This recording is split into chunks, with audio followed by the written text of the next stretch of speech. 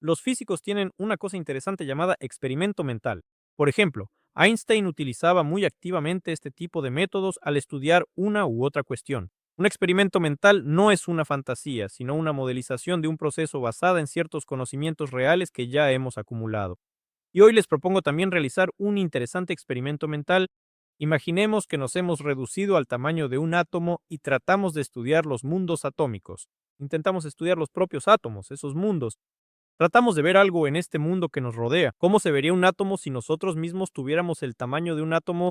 ¿Qué sentiríamos? ¿Qué interacciones podríamos experimentar en nosotros mismos? ¿Y cómo sería todo esto? Estoy seguro de que será interesante y, lo más importante, muy útil. Probablemente deberíamos empezar por el hecho de que en la escala de tamaños de un átomo aproximadamente aparecen muchas interacciones interesantes que en la vida cotidiana ni siquiera percibimos. Las mismas incertidumbres de Heisenberg, los principios de exclusión, Pauli y varios otros efectos que existen a este nivel en nuestra vida cotidiana no participan en absoluto. Y en realidad nos da igual si existe alguna incertidumbre o no, si el efecto del observador funciona para nosotros o no. Y todo esto se debe a que en el macromundo, para nosotros, el efecto del observador, en esencia, no significa nada. Solo pensamos en estos fenómenos al profundizar cuando intentamos entender algo y tratar de comprender la estructura misma del universo. Es entonces cuando adquirimos este conocimiento o cuando intentamos utilizar la física de partículas en la práctica. Una enorme cantidad de interacciones que existen allí para nosotros simplemente no existen ahora mismo. Pero a nivel del tamaño de un átomo, definitivamente lo sentiremos y no será poca cosa para nosotros. Allí ocurrirán procesos sumamente interesantes y posiblemente no muy agradables. Y uno de los principales procesos con los que nos encontraremos es, en esencia, la imposibilidad de ver lo que se encuentra en esa escala atómica, en ese nivel. Supusimos que nos reducimos al tamaño de un átomo, lo que significa que todos nuestros sensores y todo nuestro organismo también se reduce al tamaño de un átomo. En esencia, técnicamente esto es imposible de lograr, pero supongamos que, de alguna manera mágica, encontramos una forma y nos convertimos básicamente en lo que somos ahora, pero en un tamaño diminuto. Y aquí es donde nos encontramos con el primer problema que tenemos. No podremos ver el átomo por la misma razón por la que un átomo no se puede ver con un microscopio óptico. Y sobre esta razón ya hemos hablado en el canal y quienes me ven regularmente lo saben. Y si no lo hacen, asegúrense de ver siempre mis videos y así sabrán este tipo de cosas. Y así, en realidad no veremos el átomo porque existe el límite de difracción de AB. ¿Qué es esto? En esencia tenemos un fenómeno interesante. La onda de luz, al igual que las ondas de otro tipo, puede rodear un objeto. Los rayos de luz rodearán los átomos y de este modo no se podrá obtener una imagen. Y es precisamente por eso que para estudiar la estructura del átomo, para intentar ver el átomo, utilizamos métodos completamente diferentes. Los métodos que usamos para esto no tienen nada que ver con el término ver. Allí la visión en sí misma no funciona. Además, como ya he contado en el canal, si miramos algunas imágenes bonitas de átomos, sus visualizaciones, no podemos decir que eso sea una fotografía. Es una bonita simulación obtenida de una u otra manera, de una manera u otra. De la misma forma, tampoco podemos mirar dentro del propio átomo. Eso es técnicamente imposible. Y por eso, si hablamos de cómo veríamos un átomo cuando lo miráramos y cuando tuviéramos el mismo tamaño que el átomo, entonces, suponiendo que conservamos toda la misma estructura que tenemos ahora, no veríamos nada. Ni nosotros, ni propiamente dicho, el propio átomo interactuaríamos con la luz. No tendremos tacto, ni olfato, ni vista, no tendremos nada en absoluto. Pero vamos a dejar eso de lado porque estropearía mucho nuestro interesante experimento. Nos acercamos al átomo y aquí necesitamos recordar cómo está estructurado un átomo. La mayoría de las investigaciones científicas modernas, dicen que el átomo, el moderno, tiene el modelo de Schrödinger. Este modelo de Schrödinger plantea un núcleo y a su alrededor están los electrones de manera probabilística. Los electrones se distribuyen según su densidad de probabilidad. No es un planeta girando alrededor del núcleo. Un video sobre el átomo en 7 minutos. Team.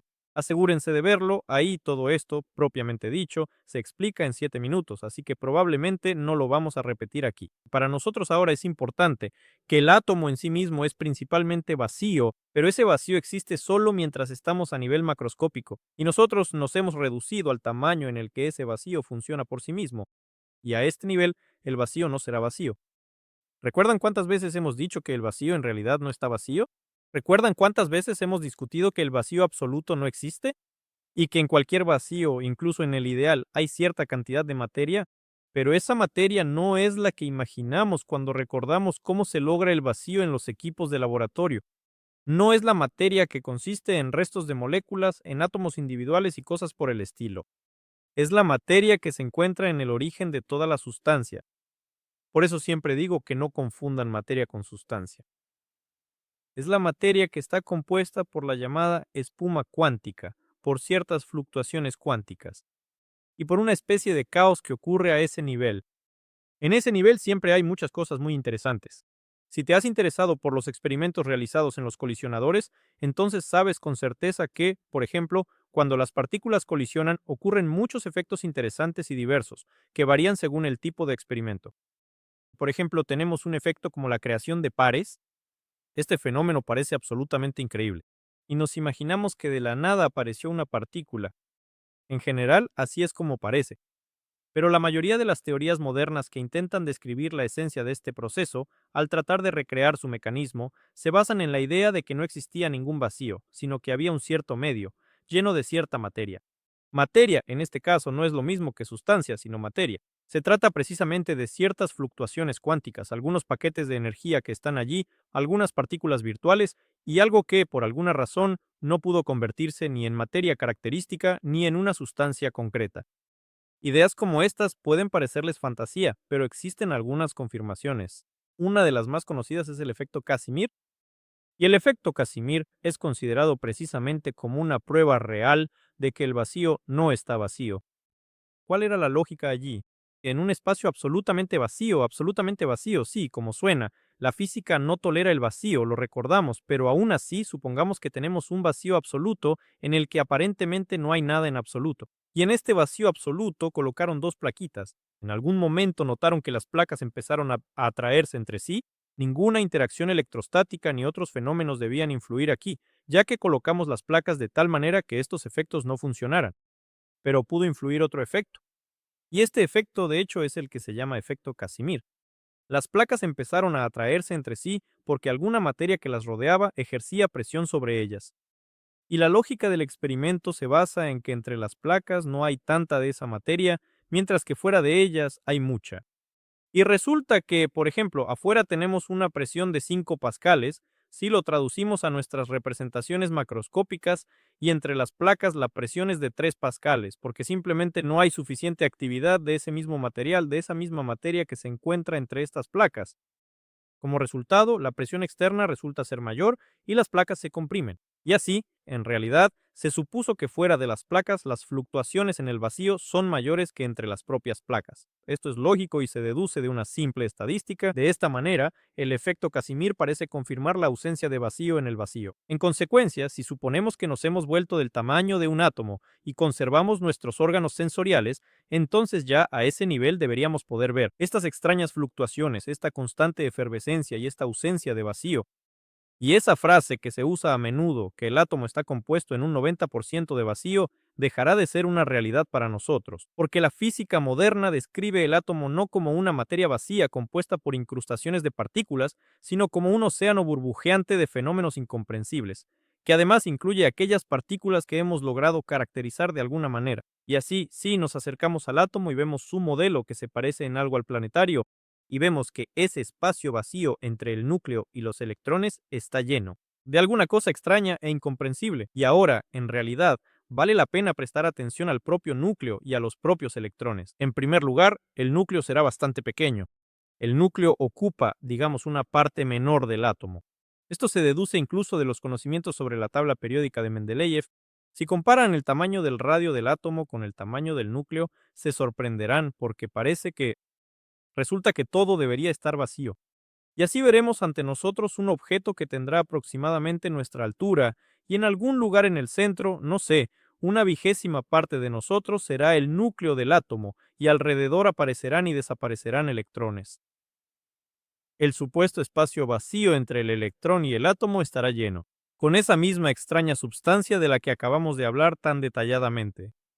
El siguiente punto es nuestro entorno. Dijimos que el átomo es así de específico, pero ¿qué más habrá alrededor?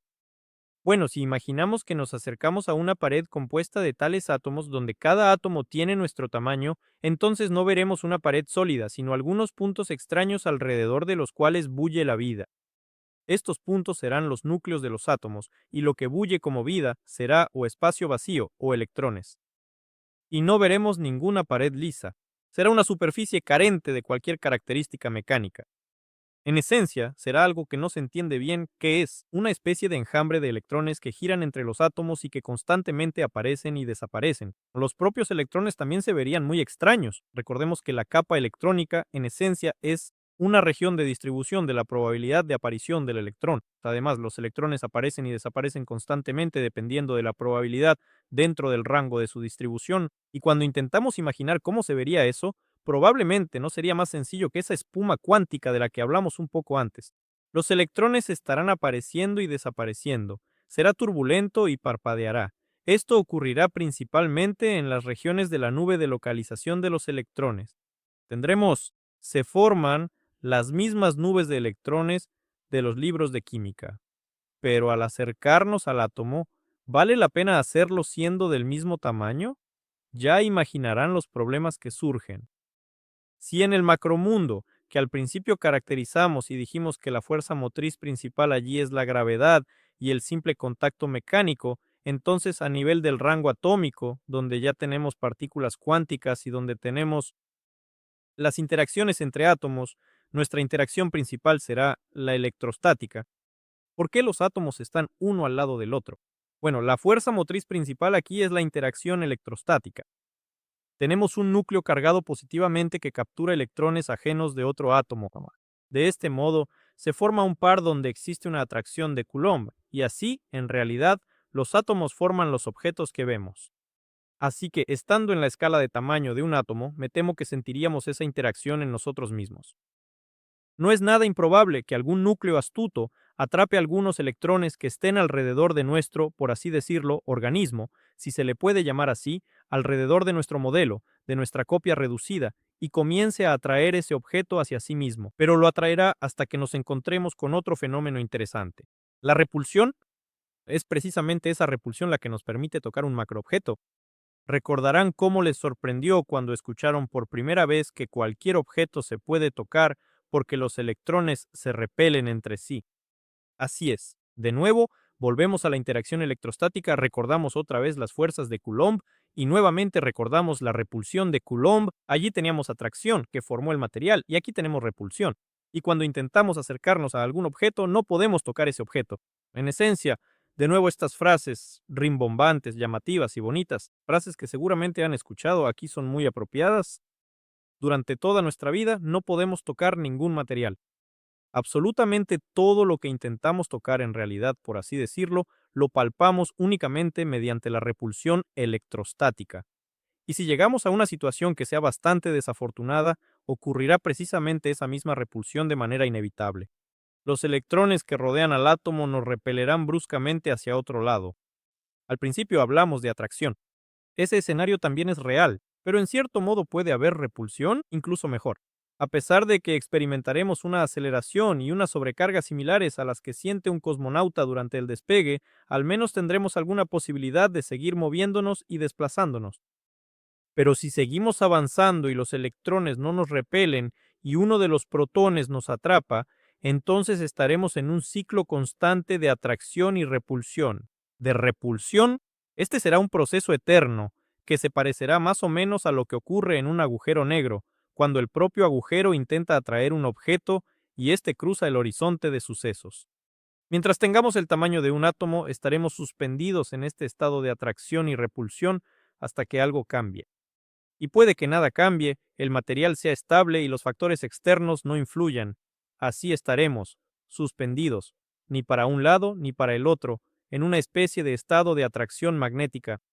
En realidad, la interacción magnética aquí no influye, pero es la forma más fácil de imaginarlo. Por eso, tal vez sería mejor que los electrones nos repelan de inmediato. Eso sería mucho más conveniente. Así, decidimos no acercarnos demasiado a los átomos siendo de su tamaño, por el riesgo de entrar en esa zona de atracción o de recibir, digamos, una patada. Pero una patada en el trasero no solo viene de un átomo o materia formada por ellos, sino que también de partículas individuales. Si, por ejemplo, nos encontramos con un solo protón o un solo ión o algo así, entonces sucede lo mismo. La repulsión provocará que rebotemos contra este elemento con tanta fuerza que nosotros también experimentaremos sobrecargas enormes, probablemente superiores a las que experimentaron los astronautas en el momento del lanzamiento.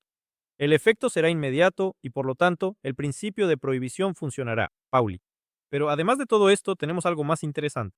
No nos acercaremos a los átomos, pero intentaremos considerarlos y para ello, de hecho, los hemos reducido. Pero, ¿cómo veremos esto? Ahora estamos tratando de visualizar esto como una especie de objetos estáticos. Estamos tratando de imaginar que, digamos que el gabinete está ahora detrás de ti y no se mueve de ahí para nada. La silla tampoco se mueve. Sin embargo, a pesar de todo esto, ahora estamos realizando un viaje interminable a través de la inmensidad del espacio exterior.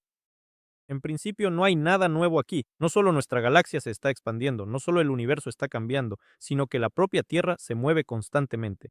Solo que para nosotros eso no tiene ninguna importancia, pero cuando nos reduzcamos al tamaño de un átomo con los mismos órganos sensoriales, nos espera una diversión especial, porque recordamos que existe el movimiento térmico. Por eso, mientras haya alguna temperatura en el espacio circundante, y no puede no haberla, porque no queremos encontrarnos en un estado de cero absoluto, allí tampoco tendría sentido reducirnos, porque no veríamos nada y de hecho no podríamos existir allí. Siempre veremos algún tipo de movimiento.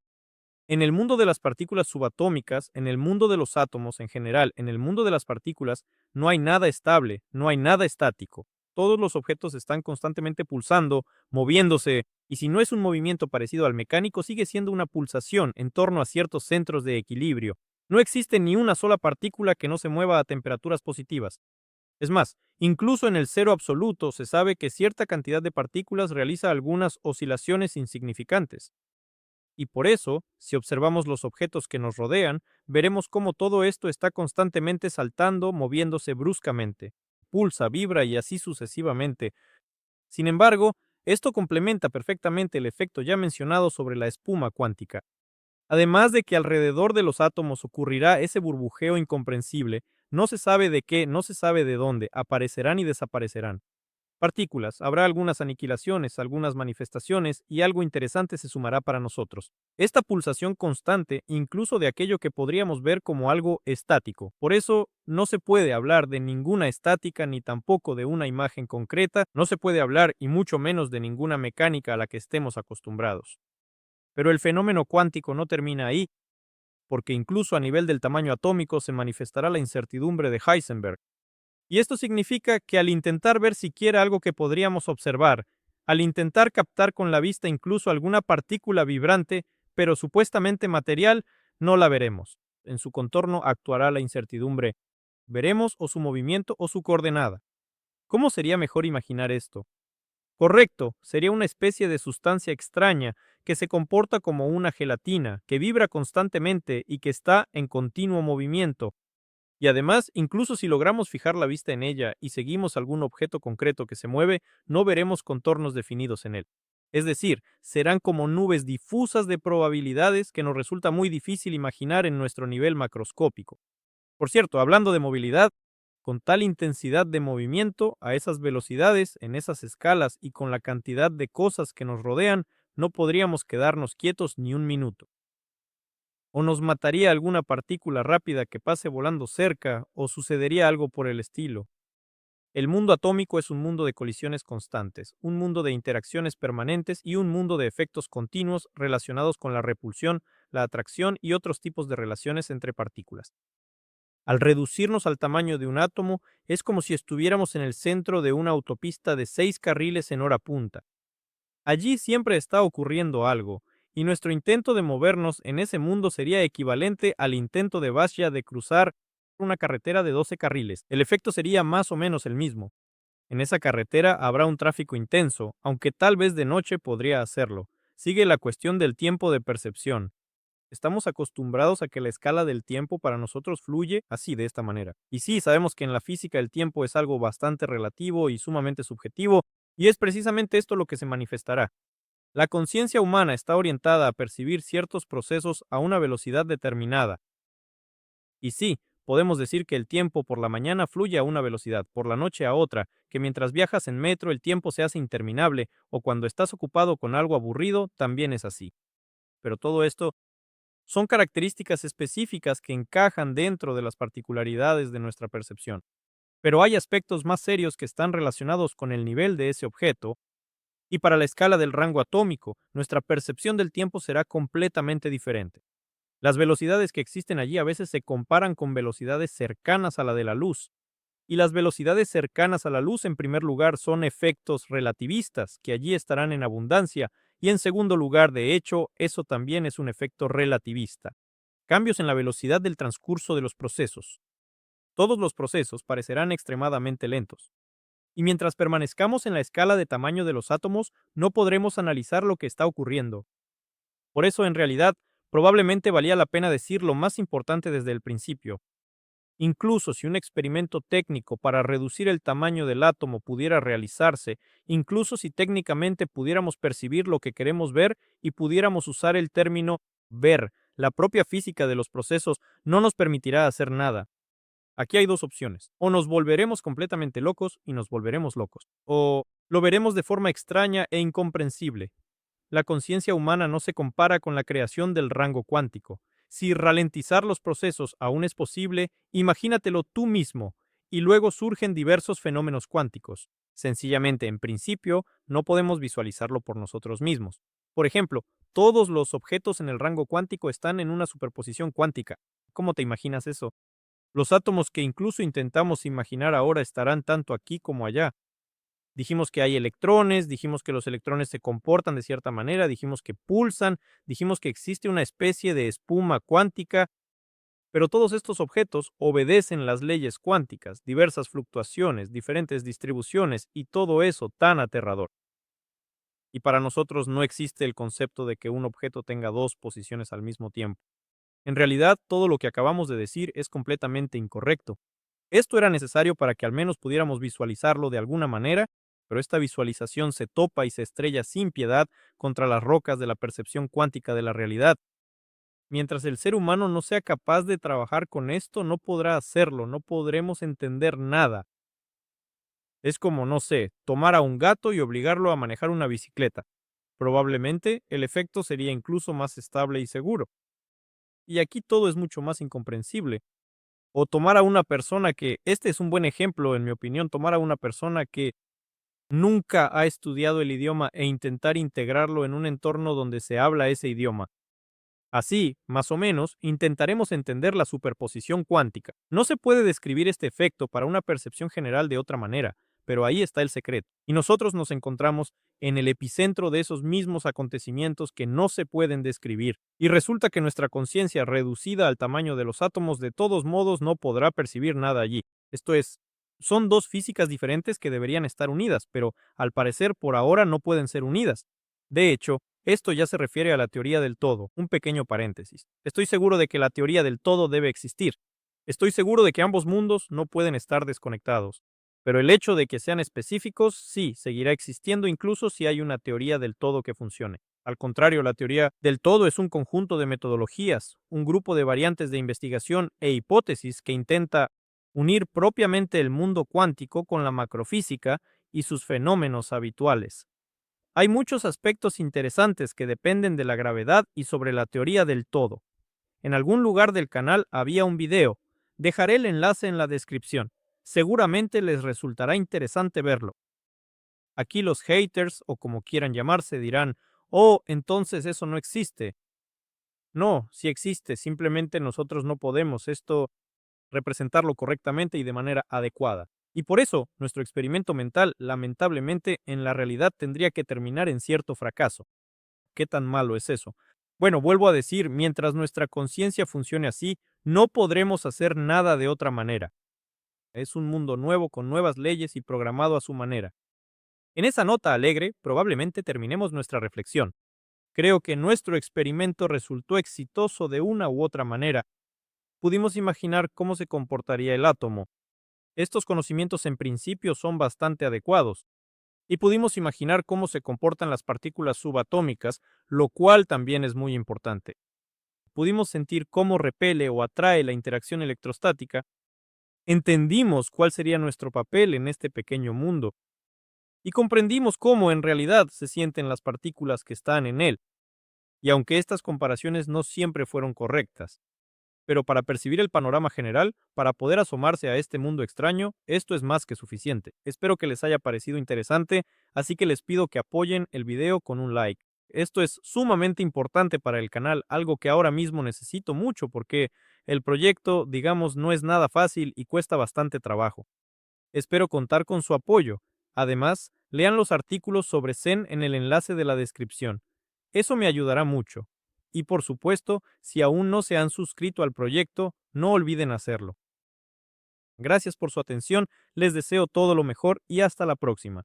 No sean átomos, sean